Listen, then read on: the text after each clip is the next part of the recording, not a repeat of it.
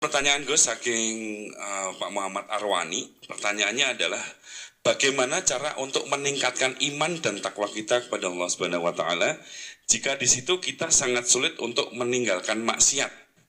Sudah berusaha taubat akan tetapi tetap maksiat lagi. Pertanyaannya gitu. Bagaimana solusi agar selalu bisa terhindar dari maksiat? Menikah. Apa aja yang jawab? Jangan maksiat. Udah fokus ibadah, jangan maksiat. Itu sih kalau saya. Tapi monggo Gus, maksud saya. Monggo Gus. Jadi itu pertanyaan pertama dan terakhir karena waktunya juga saya tidak banyak. Saya berkali-kali kampanye di mana-mana lah, kampanye dan menganjurkan. Di antara catatan dalam Suhufi Ibrahim wa Musa kan ada kan di Quran itu yang dinamakan lampiran-lampiran wasiatnya Nabi Ibrahim dan Nabi Musa. Itu di antara catatannya begini. Orang yang punya akal itu adalah orang yang bisa menikmati sesuatu yang baik. Misalnya gini, contoh gampang gini. Kamu punya anak pertama atau punya anak yang masih kecil. Itu gendong tuh senangnya bukan main. Melihat anak sehat tuh senangnya bukan main. Mungkin saat itu banyak orang yang sedang maksiat dengan perempuan nakal atau dengan teman-teman nakalnya yang nganggap seperti itu tidak nikmat. Tapi andaikan ini ditimbang ya ditimbang. Yang maksiat betulan, misalnya paling ukuran bahagianya itu 70%. Tapi yang ini, yang nimang anak baru lahir atau masih kecil, corong Jawa ngeloni anak, bisa saja bahagianya itu sampai 100%. Artinya selama ini kesalahan kita adalah nganggap maksiat itu pasti menyenangkan dan taat itu tidak menyenangkan. Makanya saya berkali-kali fatwa untuk melawan kenikmatan maksiat, orang harus terbiasa menikmati taat, menikmati kebaikan. Jangan kira kita nimang istri nikmat, nimang anak nikmat, ketemu teman yang lama tidak ketemu juga nikmat. Artinya kita akan melewati berjam-jam untuk jagungan sama teman, sama anak, sama istri. Dan itu harus kamu nikmati supaya mengganti tidak berkebutuhan nikmat yang lewat jalur maksiat. Jadi saya mohon sarana-sarana yang menyenangkan itu, yang taat itu kita maksimalkan. Makanya bapak saya itu sering pesen, kowe nak ngaji sing guyon, sing seneng. Nganti wong maksiat itu karena cari kesenangan. Coba kalau kesenangan itu sudah didapatkan saat taat, maka tidak butuh lagi kesenangan yang berbentuk maksiat. Makanya orang-orang wali dulu kalau sudah sholat itu nggak bisa berhenti karena merasa nikmat. Makanya Nabi pernah ngendikan wa qurratu aini fi sholat, nyaman saya itu kalau sedang sholat. Itu tadi. Bayangkan kalau besok itu pasti mati. Makanya latihannya harus gitu. Bayangkan besok itu pasti mati. Berarti itu hari terakhir kamu. Ya, hari dengan merasa hari terakhir itu kalau kamu maksiat kan malu. Waduh, saya mati pas. Makanya sholli sholata muwaddiin, kamu sholat seakan-akan itu sholat terakhir. Dan bayangkan akhirat itu wa'mal li akhiratika ka'annaka tamutuhu, dan bayangkan akhirat itu besok kamu mati. Sehingga ketemu istri ya seneng karena ini pertemuan terakhir, ketemu anak ya seneng ini pertemuan terakhir. Sholat juga tenanan karena ini sholat terakhir. Sehingga kalau mau maksiat tuh takut, jangan-jangan ini kehidupan saya terakhir kok tak pakai seperti ini.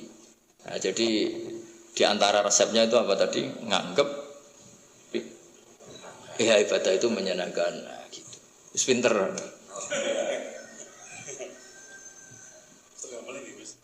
Wah ini. Tapi kamu jawab dulu ya. Ya apa saja dijawab. Biar ada, ya ada pembanding. Dinyalain mas. Oke, satu pertanyaan lagi Gus. Ini ada pertanyaan dari teman-teman mitra driver Grab. Saat mengantarkan barang tiba-tiba azan waktu sholat, ya, Gus. Lalu kita sebagai driver harus sholat dulu atau menyelesaikan orderan dulu karena itu juga amanah kan orderannya itu. Mungkin nganter barang atau mungkin nganterin penumpang. Mengingat barang tersebut sudah ditunggu pemiliknya dan penumpang tersebut juga sudah ada janji yang lain, makanya gitu. Nyuwun pencerahannya Gus, gitu. Begini ya, ini kan fikih sosial ya. Saya jawab ini memang harus pakai fikih, nggak pakai rasa. Saya ulang lagi pakai fikih, nggak pakai rasa. Waktu sholat itu kan banyak ya. Di antaranya maghrib dan isya, duhur dan asar, terus subuh sendiri. Ya, ben sampean belajar fikih, orang belajar tasawuf ya. Nah, kalau subuh itu tidak ada toleransinya kalau waktunya sudah tinggal 10 menit karena tidak ada jamak. Ya, tidak ada apa? Jamak. Sehingga misalnya kalau kamu ngojek waktu tinggal 10 menit ya harus sholat. Tapi kalau sekedar dengar azan ya, ini penanyanya kayaknya itu teman kamu, jadi fikihnya kayak kamu, gak jelas. Azan itu kan bukan akhir waktu sholat. Azan itu bukan akhir waktu sholat, tapi awal sholat. Itu tidak harus supir Grab, tidak harus supir Gojek. Meskipun kamu makan ada azan ya teruskan saja, kan tidak akhir waktu sholat. Anda menerima tamu, gendong anak, atau sedang nyupir, atau sedang bercengkrama sama teman. Kalau ada azan ya nggak apa-apa, misalnya diteruskan. Kan bukan akhir waktu sholat. Yang benar-benar harus ditinggalkan itu kalau waktu sholat misalnya tinggal 7 menit atau tinggal 8 menit. Waktu yang mau tidak mau kamu harus tasarrufkan, kamu peruntukkan injury time ya. Injury time. Nah, gitu aja kok nggak tahu ya. Nah, lalu misalnya, kalau pertanyaan tadi mestinya kelasnya itu kelas afdoliyah. Utamanya gimana? Kalau wajibnya belum ada karena kan waktunya masih panjang. Jadi pertanyaannya bukan wajibnya tapi sebaiknya karena ini semuanya belum mendesak kan. Andai kan kamu teruskan nganter barang kan tidak ada jaminan waktunya habis. Padahal kalau kamu memaksa sholat mungkin citra kamu sebagai supir Grab tidak baik karena dianggap mengabaikan konsumen. Nah, terus kedua menyangkut jarak. Oke seperti itu. Nah sekarang kalau pertanyaannya dibalik, makanya yang dibalik ini agak ribet. Waktu sholat tinggal 8 menit. Ada konsumen yang minta diantarkan saat itu dan acaranya ke mall happy-happy. Maka fatwa kita sebagai ahli fikih, ya tantang saja, saya mau sholat dulu. Kalau enggak sabar ya silakan cari yang lain. Kalau acaranya ke mall. Tapi kalau acaranya kelahiran atau transfusi darah atau mau nganterin darah ke pasien yang sudah koma, maka kita langsung, karena ibadah sosial itu didahulukan mengalahkan ibadah yang haknya Allah. Karena Allah itu zat yang tidak butuh ibadah kalian. Tapi kalau pasien ini kalau enggak nang kesampaian darahnya mati misalnya. Jadi gamane Allah luwih apian lah gitu. Makanya masyhur kalau dalam fikih hak Allah sama hak adami ini dimenangkan hak adami. Tapi bukan karena Allah kita kalahkan. Allah tidak butuh itu semua.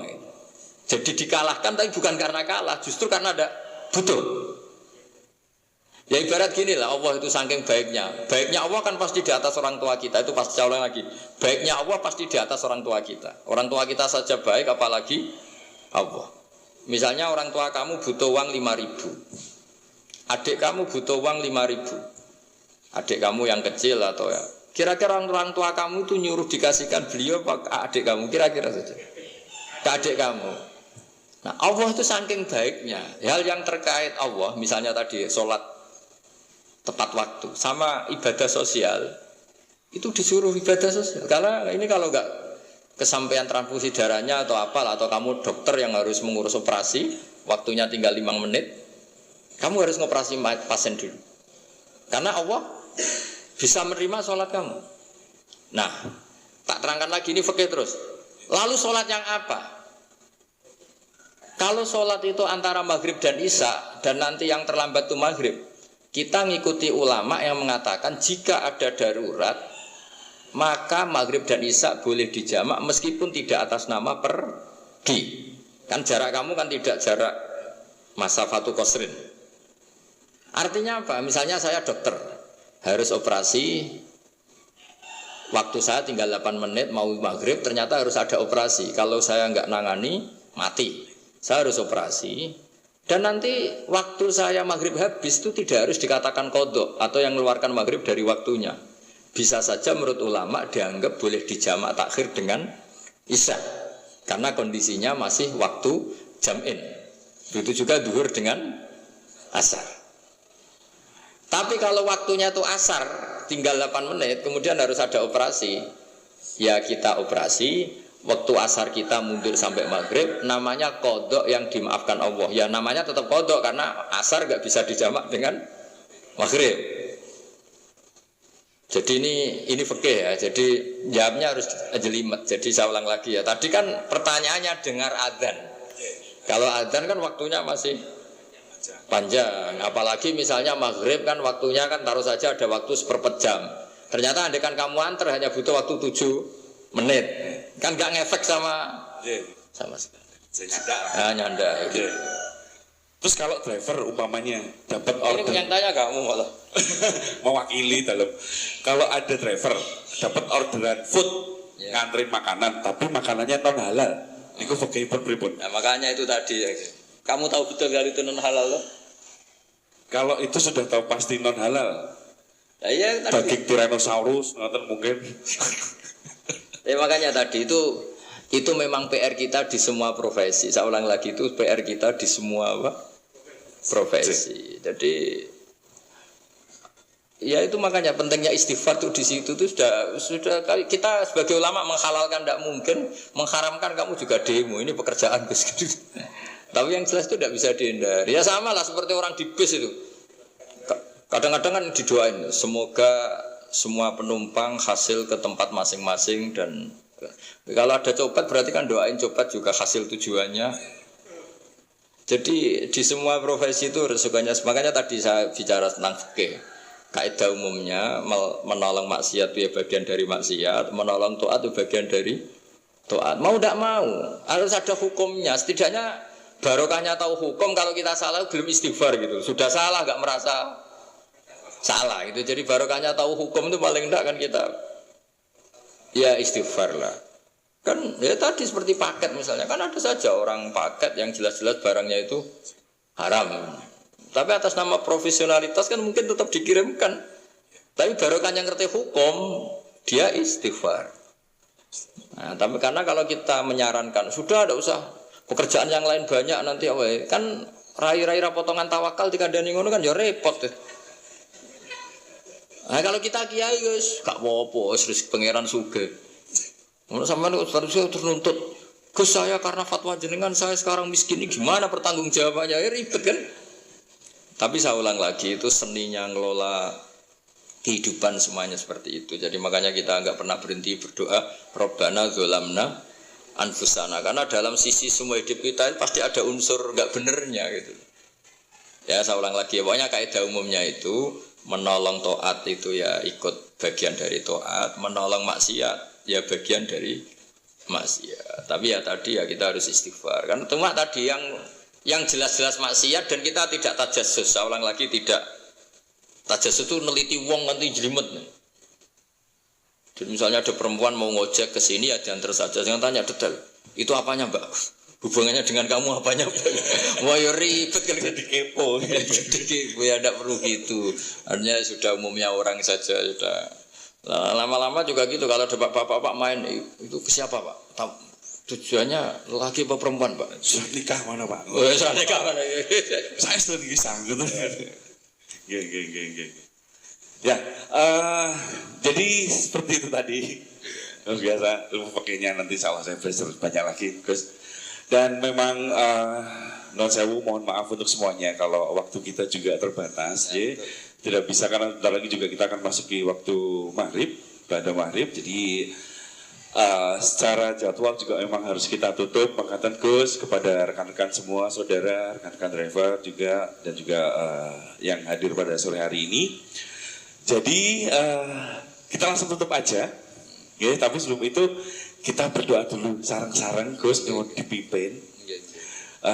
Ya supaya sesuai dengan tema kita pada sore hari ini, rezeki, berkah dan juga istiqomah. Kan ngaten.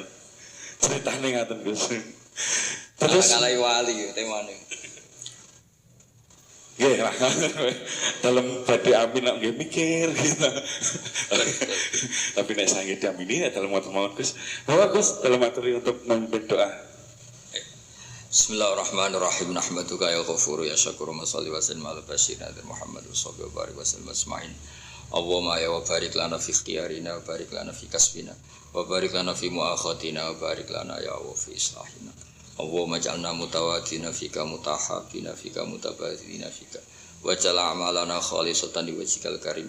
Allahumma ij'al himmatana wal yafiya dar ila kalimatikal ulya ya Allah wa da'wata ilaika wa dzikras ismika ya wa dzikras ismika ya uluwan fil ardi ya Allah. Urzuqna ya wa himmatan aliyatan himmatan ya Allah nakunu fi hadhihi dar mu'dina kalimatakal ulya. Warzuqna kalimatal ulya ma'al muslimina ya Allah fil baldah Indonesia waj'al ya Allah hadil baldah baldatan mubarakan mahmiyatan min intik mar'iyatan min intik Allahumma alif baina qulubina wa aslih data bainina wa marhamata habibika Muhammad wa aslih mata habibika Muhammad wa tahannan ala ummati habibika Muhammad waj'alna ya Allah radina muyassarina fi arzakina mubarakina fi arzakina barakatan minka wa auna minka wa fadlan minka ya khairar razikin wa ya arhamar rahimin waj'alna ya Allah qimis salat jami'an ya Allah ya Allah waj'al farhatana farahan fi ta'atika ya Allah fi mubahatika ya Allah ya Allah ighfir lana al-jami' Rabbana atina fid dunya hasanah fil akhirati hasanah wa qina adzabannar sallallahu alaihi wasallam Muhammad sallallahu alaihi wasallam subhana rabbika rabbil izzati amma yasifun wa salamun alal mursalin alhamdulillahi rabbil alamin sirril fatihah bismillahirrahmanirrahim alhamdulillah